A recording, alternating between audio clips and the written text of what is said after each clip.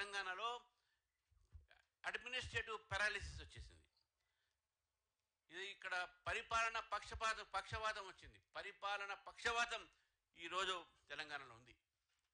కాబట్టి ఈ policy paralysis ఒకటి ఉంటుంది. పాలసీ పారాలిసిస్ ఆల్రెడీ కాంగ్రెస్కి ఉంది. కానీ ఇప్పుడు no administrative paralysis in Telangana. Telangana government should wake up. Telangana save చేయాల్సిన అవసరం ఉన్నది. తెలంగాణ తీసుకువచ్చింది మనం నియమాల కోసం, నియామకాల కోసం, నీటి కోసము. ఆ నియామకాలు సరిగ్గా చేయట్లేదు. కోట్లు మరి చివాట్లు పడతా ఉన్నాయి. పాపం సెలెక్ట్ అయిన వాళ్ళు ఏడుస్తున్నారు, సెలెక్ట్ కారంలో ఏడుస్తున్నారు. వాళ్ళ బాధ ఎవరికి పడతారండి? ఇద్దరిని చూడాల్సిన అవసరం ఉన్నది.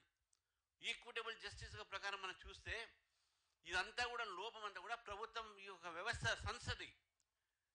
టీఎస్పీఎస్సీ పేరు మీద ఒకేమో పేపర్ లీకేజ్ గత ప్రభుత్వంలో, ఈ ప్రభుత్వంలో హోప్ బ్రేకేజ్, ఆశాభంగం. అటు పేపర్ లీకేజు, ఇటు హోప్ బ్రేకేజు రెండు. నిజంగా ఆశ్చర్యం అనిపిస్తుంది. ఈ ప్రభుత్వానికి కొద్ది కూడా సెన్సిటివ్నెస్ లేదు. టైంకి పరీక్షలు పెట్టరు. జాబ్ క్యాలెండర్ డిమాండ్ చేస్తుంది బీజేపీ. వాళ్ళు కూడా చెప్పారు పెడతామని, అనౌన్స్ చేస్తారు, కానీ దానికి ఇంప్లిమెంటేషన్ లేదు. గత 11 సంవత్సరాల నుంచి Telangana is without any group 1 officers.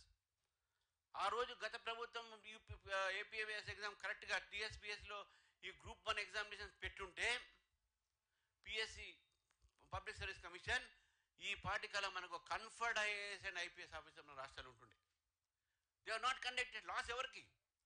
తెలంగాణకు, తెలంగాణ యువతకు, తెలంగాణలో ఉన్నటువంటి విద్యార్థులకు ఇది ఒక నష్టం జరిగింది.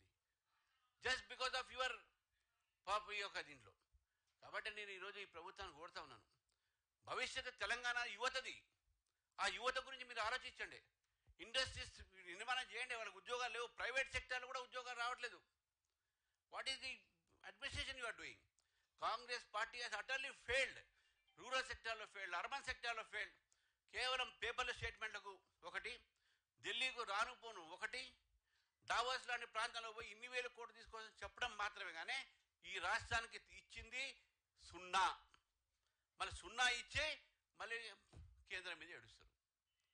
ఇది పొరపాటు. ఇది యు క్రియేట్ యువర్ రెవెన్యూస్. కాబట్టి నేను నిజంగా ఈరోజు బాధ అనిపిస్తూ ఉంది. విద్యార్థుల ఒక బాధ చూస్తూ ఉంటే, రైతుల ఒక బాధ చూస్తూ ఉంటే, ఇది నేను చెప్పాల్సింది. ఇది total Congress government has failed in all front అని చెప్పేసి నేను ఈరోజు భావిస్తూ ఉన్నాను.